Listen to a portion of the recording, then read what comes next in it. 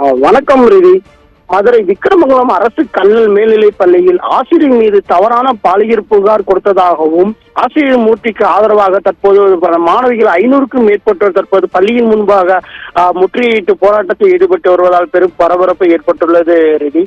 மதுரை மாவட்டம் விக்கிரமங்கலம் அரசு கல்லல் பள்ளியில் சுமார் 1000க்கும் மேற்பட்ட மாணவியர் பயின்று வரும் நிலையில் நேற்றைய தினம் தனக்கு பாலியல் தொந்தரவு கொடுத்தனாக அதில் +1 மாணவி ஒருவர் மாவட்ட ஆட்சியர் அலுவலகத்திலையும் மாவட்ட கண்காணிப்பாளர் அலுவலகத்திலையும் புகார் மனு ஒன்று கொடுத்திருக்கிறார். அந்த புகாரின் அடிப்படையில் அவர் மீது அந்த ஆசிரியர் மூர்த்தியின் மீது இந்த எஃப்ஐஆர் முதல் தகவல் அறிக்கை பதியப்பட்டுள்ளது.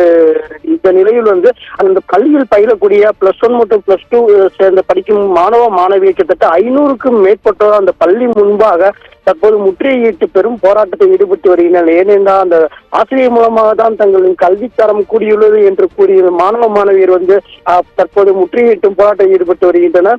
தொடர்ந்து அந்த ஆசிரியர் அந்த புகாரை ஒரு மாணவி கொடுத்த புகாரின் அடிப்படையில் விசாரணை மேற்கொள்ள வேண்டும் என்றும் தொடர்ந்து மாவட்ட ஆட்சியர் நேரில் தங்களின் விசாரணை செய்ய வேண்டும் என்றும் அந்த மாணவியில் கோரிக்கை விடுத்து வருகின்றனர். ஏனென்றால் தொடர்ந்து அந்த ஒரு மாணவி கொடுத்த புகாரை அடுத்த அந்த ஆசிரியர் மீது எஃப்ஐஆர் பதியப்பட்டுள்ளது. தொடர்ந்து அந்த ஆசிரியர் தற்போது தலைமறைவாக உள்ள நிலையில் அந்த எஃப்ஐஆரை ரத்து செய்ய கோரி தற்போது அந்த ஆசிரியரிடம் பயிலக்கூடிய 500க்கும் மேற்பட்ட அந்த பள்ளி மாணவிகள் தற்போது பள்ளி முன்பாக முற்றுகையிட்டு போராட்டத்தில் ஈடுபட்டு வருகின்றனர். இதனால் பெரும் பரபரப்பான சூழ்நிலை காணப்படுகிறது.